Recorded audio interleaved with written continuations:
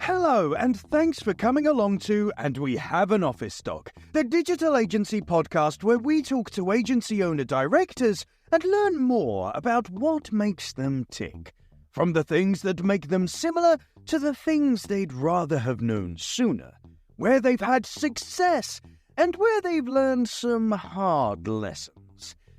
All will be revealed with your host, Chris Simmons, the Agency Accelerator, and he'll be talking to a different awesome agency person in each episode, asking them 4 questions and seeing where the conversation takes us over the next 25 minutes. Okay, so let us begin. Over to you, Chris. Thanks, voiceover guy, and I'm very lucky to have another Chris on the podcast today. Chris Norton from Prohibition PR. How are you doing? I'm good, thanks, Chris. How are you?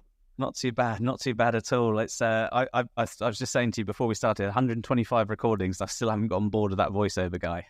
Yeah, well, he sounds very Channel 4, doesn't he? Did you get him before that show? Before Come Down With Me? I got him. He's a brilliant guy. I can't remember his username on Fiverr, but he's a brilliant Fiverr purchase. Should we say? You go through a few duds on Fiverr, find some gold once in a while, but he's brilliant. So, Chris, that's not what we're here to talk about. We're here to talk about you running the agency, running Prohibition PR. So, for those who don't know who you are, Chris, give us an intro and tell us all about the agency. Okay, so my name is Chris Norton, and I'm the founder of Prohibition PR. We are a Leeds-based PR and social media agency based in the north of the UK. For those that from people outside of the UK, I don't know if you've got USA listeners, but we're based. Yeah, I can imagine. I've seen when we're looking at our podcast where people are listening, Peru's quite popular for ours. Anyway, so we're based in the north of the UK, which means we're not cheaper, we offer better value, but we like to offer like London style thinking in PR and digital campaigns that can help clients, get success and achieve standout. That's basically what we are. I think we're either the first or second biggest PR agency in Yorkshire now, which we're quite proud of. I'd like to say it's down to my brilliance, but it's not. It's down to the team I've got. There's 30 people here now. Although with PR, we focus on PR and social, but PR and social obviously includes, social. Since I started back in the day when it was the Facebook and MySpace and all that, the social media was very much words, wasn't it? Which is why PR people managed to take ownership. Sorry to all you digital guys out there, but predominantly it was the PR people because we were the guardians of the written word. Today, though, no, not so much. Now it's great graphics like that you guys do, or maybe it's amazing video. So we've got an in-house creative team as well. So we've got video and creative as well as lots of people who are either trained in journalism or public relations. So that's who we are. And 30 people. In the last few years, obviously, we've gone through pandemics and all sorts of things like that. How have you found the last few years with the people aspect of things? Are you fully remote? Is there like a hybrid thing? Is everyone in the office? Great question. How's that worked? Well, first thing, I mean, I would say that the pandemic, anyone who's a leader out there who runs a business and you ran it through the pandemic, congratulations, well done for getting through it, because it was can I swear on this? It was bad. We'll see what happens. I've ever had an email from Spotify, so we're good. It was pretty bad. So anyone that got through that, mainly because if you're a service business, you've got clients who wanted to be serviced. Half of the people had to be furloughed because most people wanted anybody that were in retail had to be closed. But then we had some clients that had to stay open, which meant that half the agency was furloughed and half wasn't. Anyway, we got through that, and it did change the model. I mean, I remember when we said, "What the hell is?" that day, then Boris sent everybody home, and they said, luckily everybody here had laptops, and I remember us all getting home and going, we all used Skype regularly, personally, but we didn't use Teams, and nobody had a bloody clue what it was. So what that changed was, we went to, obviously everybody was mobile, but now we do a sort of 3 days in, 2 days out. So you can work, 3 days in the office and 2 days at home.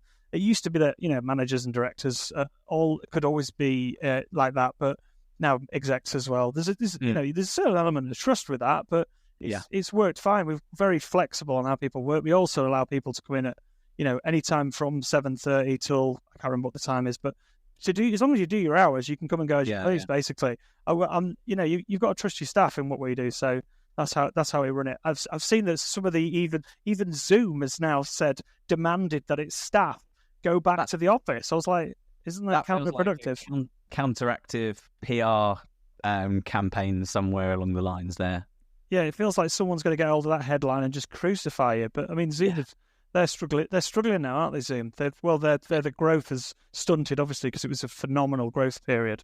For them. Yeah. But like I say, any founder, owner of a business or an agency out there who's made it through the pandemic, well played, because that was those 3-4 week period where things were just changing, opening, closing, and then it carried on for months. So fair play to you. Well done to everyone. And I don't think people that are business owners get enough, praise for that, because that was bloody difficult. Everybody who's some people were sat at home drinking, great, have a great time.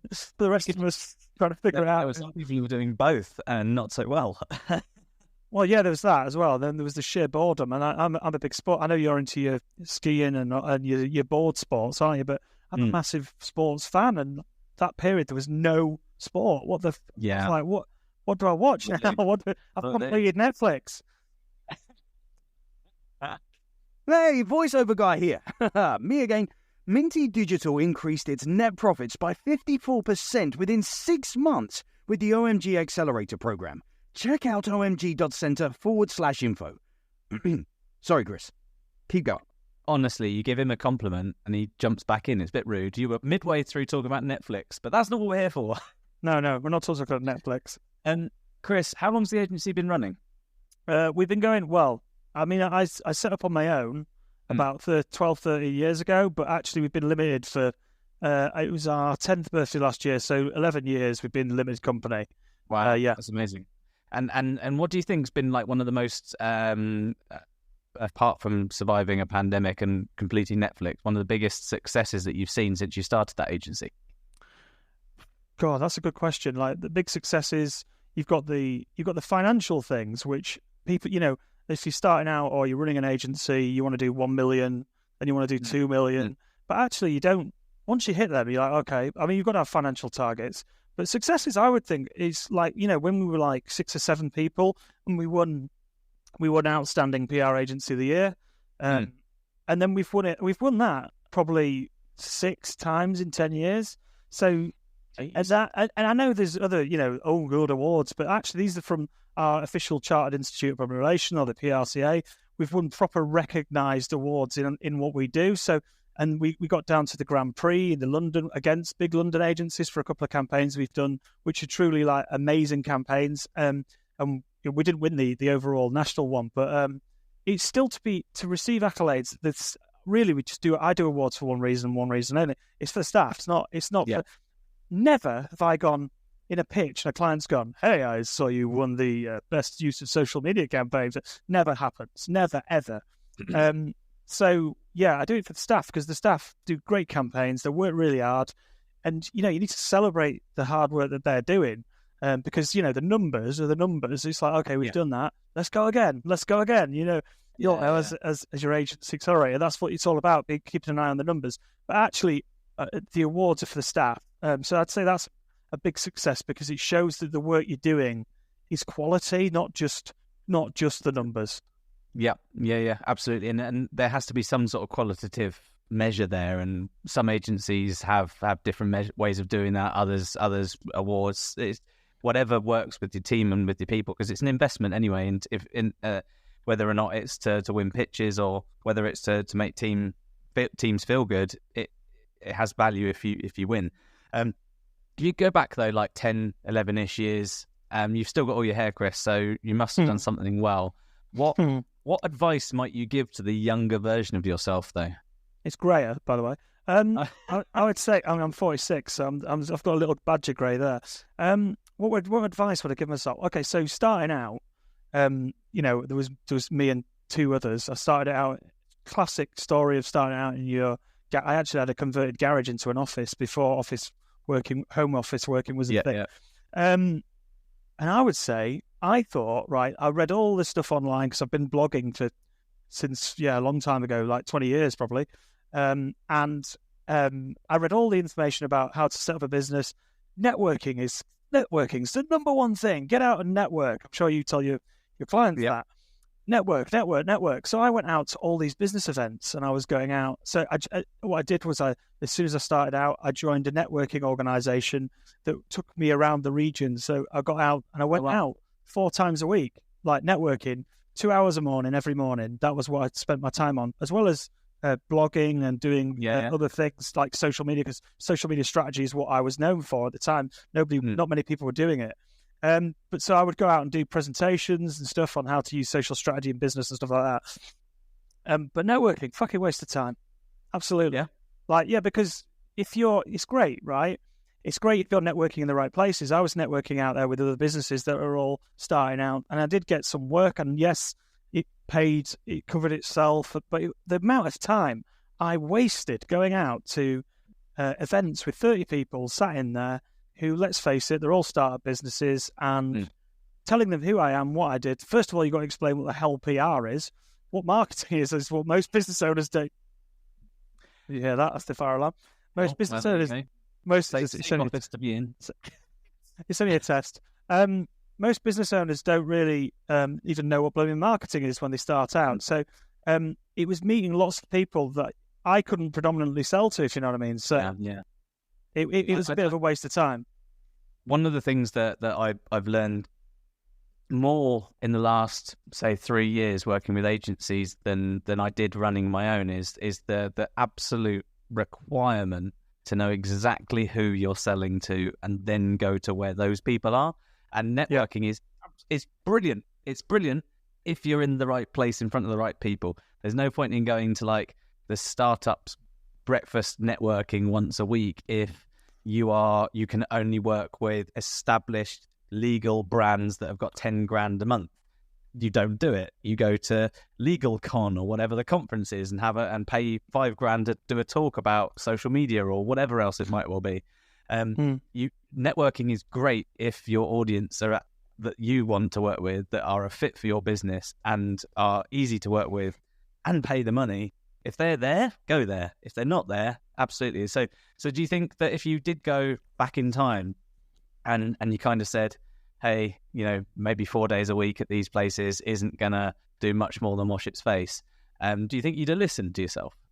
Yeah, I think so. I think it's because what you do is I'm the reason why I run this. I'm quite driven. I'm very driven. I think I said to you before this call, I get a bit obsessed with things. So I'm obsessed with being busy, and that can transpire when you're starting out as being a busy fool, because you have to wear a lot of hats and you have to set out. And I was just keen to smash the world and show them how good we could be as a company. And obviously it was me and one other. I started out on my own, and then I got somebody within the first four or 5 months. That was the other thing I learned, by the way, which is it's great being freelance and setting up on your own until you realize you can't now win business, deliver the business, and grow. Scalability. Next, this was one of the lessons. But both these lessons were learned in the first year. I did marketing at A level, and then I've done PR all my life at university, and then I taught at university. But stupidly, for some reason, I didn't realize that. I always thought the big thing was networking. Go out and network, meet as many people as you can, and the connections will open the doors to you. And it worked to a certain extent, but you're right. You go where the fish are. That's the key. Yeah. And as I learned that very, very, very quickly. But it's amazing what you see. It's just typical cobbler's shoes. You don't practice what you preach. Like I do in PR and in terms of media, in terms of relationships with journalists, but it was like trying to craft new relationships with, but now it's totally different. But back then I learned that lesson. Within the first 6 months, I was like, right, I need to change strategy. And I did. And then the business just went boom. And obviously, it's just grown and grown and grown. But I believe in controlled growth rather than investment to grow, not just because some people just grow to get numbers, with this, like you said, this many people, etc. There's a vanity in there, and we're all prone to ego and vanity in our own various ways and things like that. But not knowing what success is for yourself often ends up meaning that you might be incredibly driven, but driven where? you could, just driving is going to crash into something. You've got to have a map and you've got to know where you're going. Yeah. So having a plan is essential, and knowing like where the fish are, going exactly where you need to go. You then have the right application of investment, time, money, resource, etc. To yield a, like I say, controlled growth. There's no controlled growth could be massively fast. It could be relatively slow. It can be anything in between, but it's growth that you're doing in the right steps, and that's what plan's for. And the amount of times that you're talking to people and they're working really hard and they're really, really busy, but if you ever did get to the point where you could have a genuine conversation, like, yeah, but why are you doing it?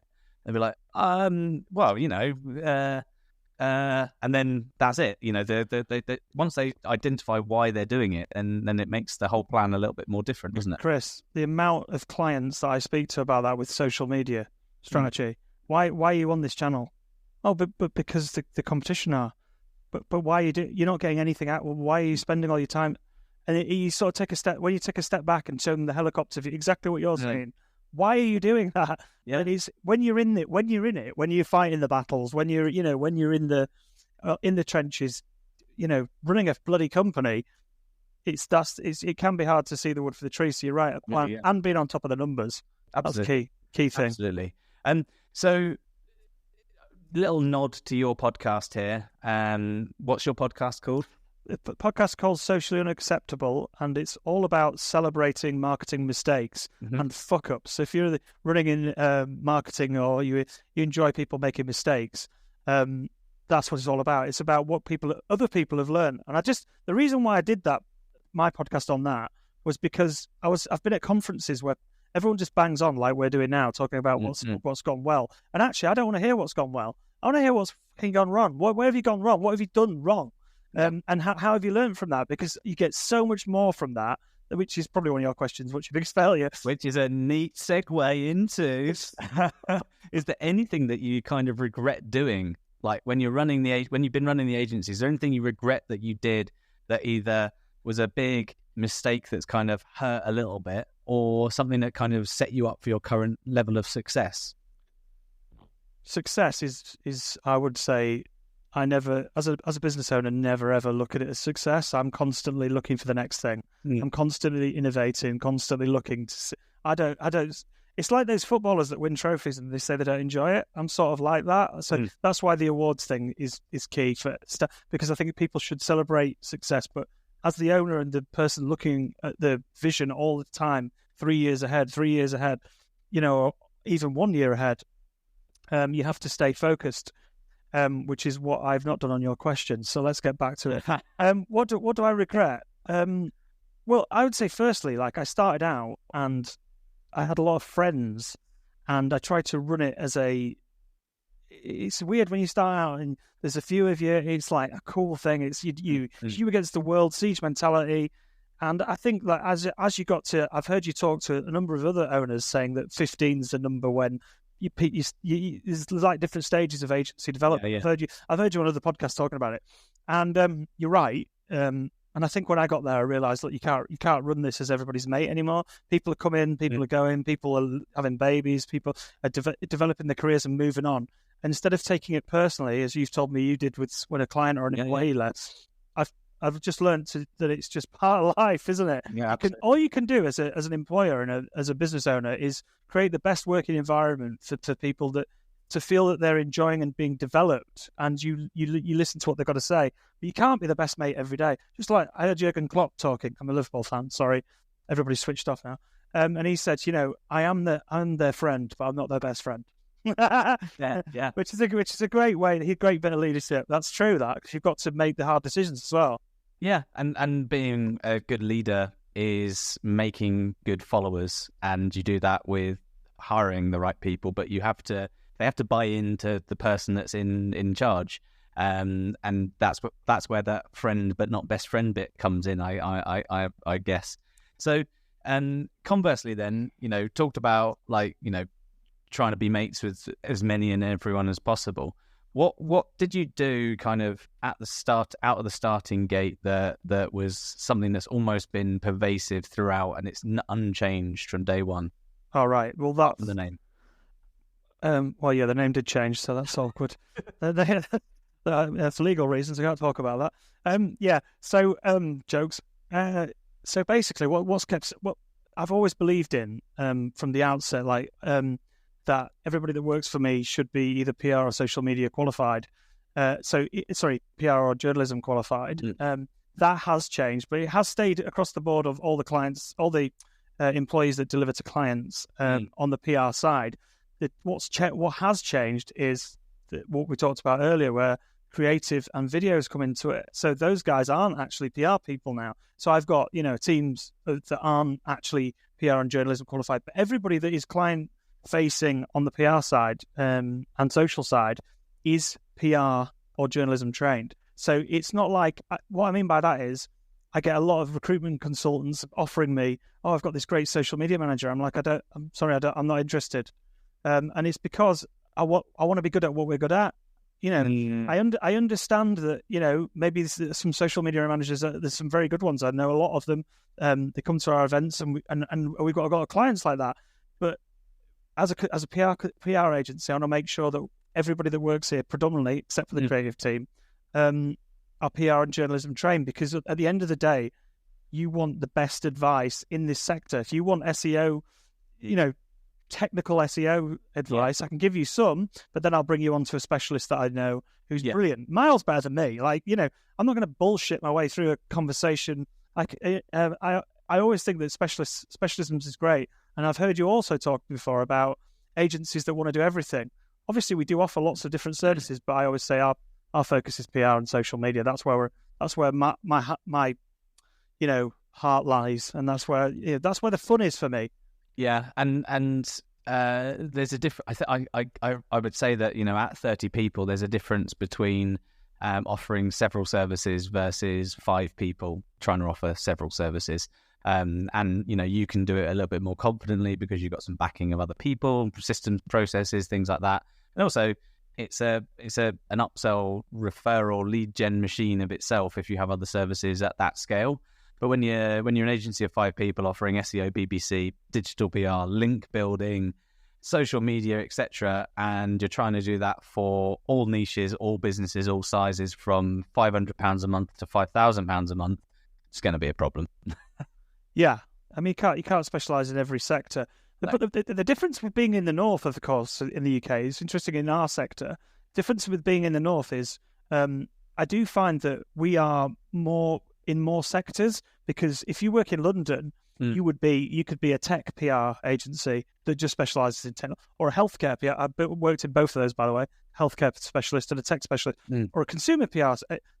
Whereas we have those specialisms in our teams, but we're not just that, because if you did that in the north, there's not as much business as there is in London, obviously. But with the way the world being virtual now, that has changed quite a lot, and I'm sure you've seen that with your clients.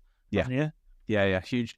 There's a big swing with in almost every area of all agencies at the minute, and it's only going to get a much deeper swing in the next few years, given all of the changes with in and around AI, but also the economy.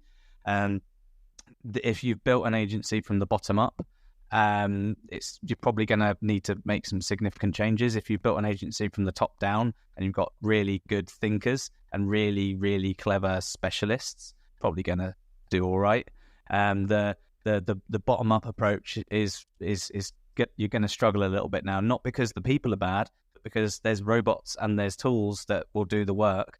And also, if budgets are constrained from a client's point of view, and they could do some of that stuff at scale, then it's going to be a dicey ground. You've got to make the right decisions. But I think that might be a race to the bottom.